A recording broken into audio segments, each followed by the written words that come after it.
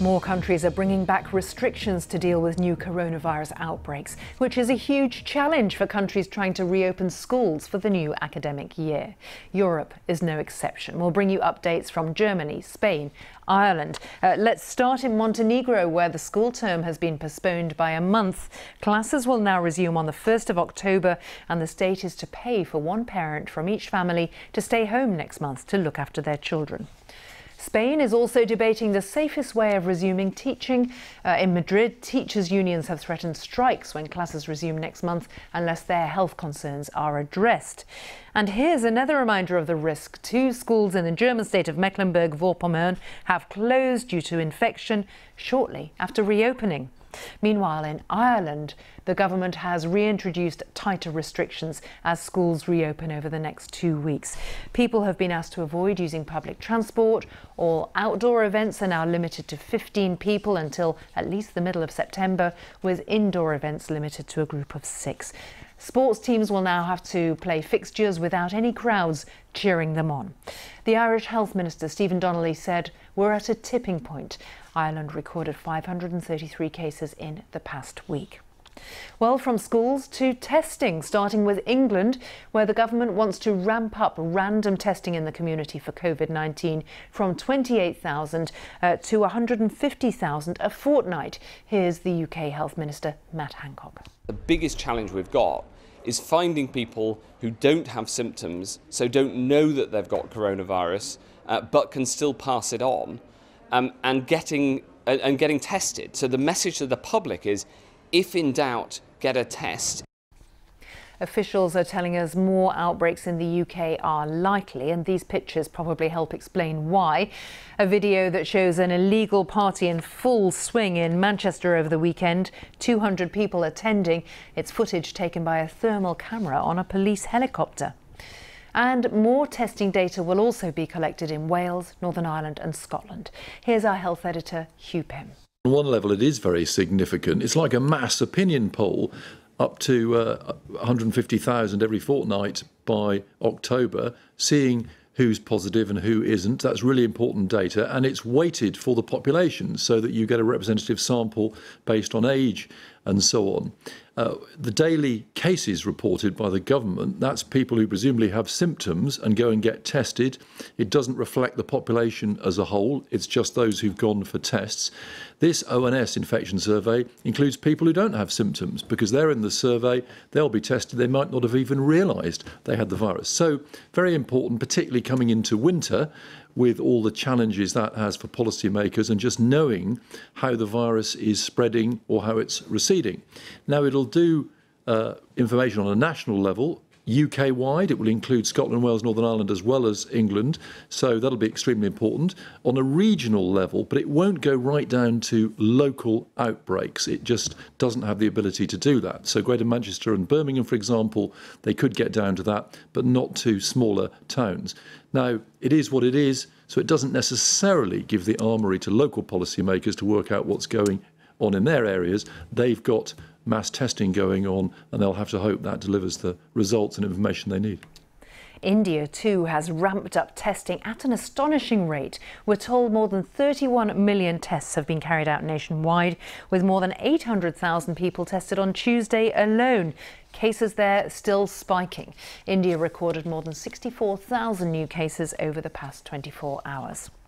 South Korea is another country that's brought in restrictions again as it deals with its worst outbreak in months.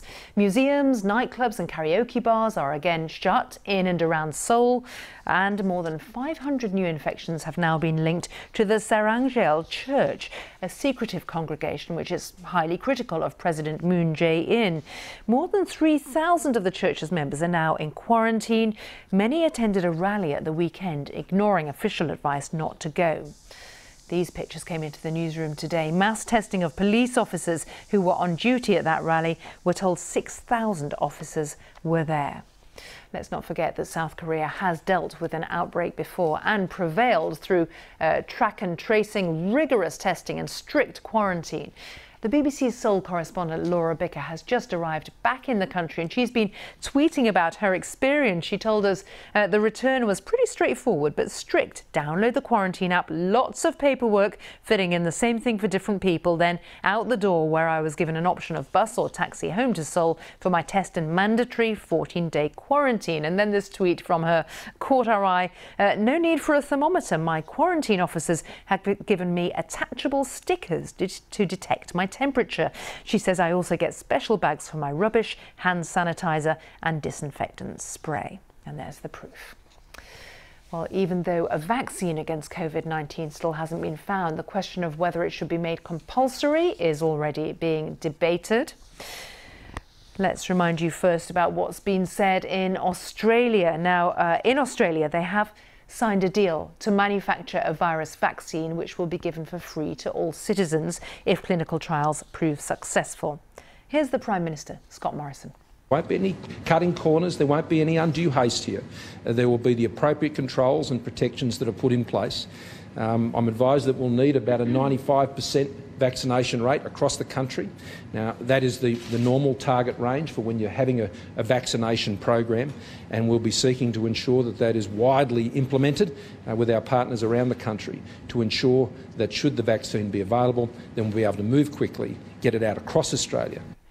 Vaccines aren't compulsory in Australia, so the Prime Minister raised some eyebrows when he then said that one should be as mandatory as you can possibly make it. Within hours, he backtracked, telling a Sydney radio station, it's not going to be compulsory to have the vaccine, OK? It's not compulsory. There are no compulsory vaccines in Australia. So a sudden change in language. Putting that into context for us, Australian epidemiologist Tony Blakely. So the vaccine regulations are promulgated at a national level and then they are fed down to the states, and it's up to the states to implement them. So, for example, there's a previous policy by this Prime Minister when he was Minister of Social Services that basically said your kid can't come to childcare unless they've been vaccinated for them for a very good reason. So that had to be done at the federal level, then taken down to those states, and all states eventually took that up. So it's, as everything in Australia, there's a lot of state and federal tension. That's the view from Australia. America's top infectious disease expert has also weighed in on this issue. Dr. Anthony Fauci told an online forum, I don't think you'll ever see a mandating of vaccine, particularly for the general public. If someone refuses the vaccine in the general public, then there's nothing you can do about that. You can't force someone to take a vaccine.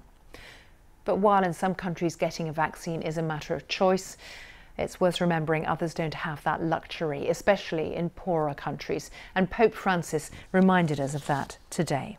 Cari fratelli e sorelle, buongiorno. It would be sad if the rich are given priority for the COVID-19 vaccine. It would be sad if this vaccine became the property of this or that nation, if it is not universal and for everyone. And what a scandal it would be if all the economic aid that we see, the bulk of which is coming from public funds, is concentrated on bailing out companies that do not contribute to the inclusion of people who are normally excluded from society, to helping the most needy, to the common good, or to caring for the environment. These are the criteria for choosing which industries to help. We're going to move south from North America to Argentina. Protests have been taking place there against the government's quarantine measures. This one was in Buenos Aires on Monday, and we're told rallies took place in a number of cities. To remind you, Argentina's government has extended its 5-month lockdown until the end of August. More than 5,000 new cases have been recorded every day for the past week. Rafael Rojas covers Latin America for BBC Monitoring, and Rafael joins me from Miami. Just first, Argentina, big protests, but not just about quarantine. They're not only about quarantine, they also have to do with a judicial reform being pushed by the Fernandez administration.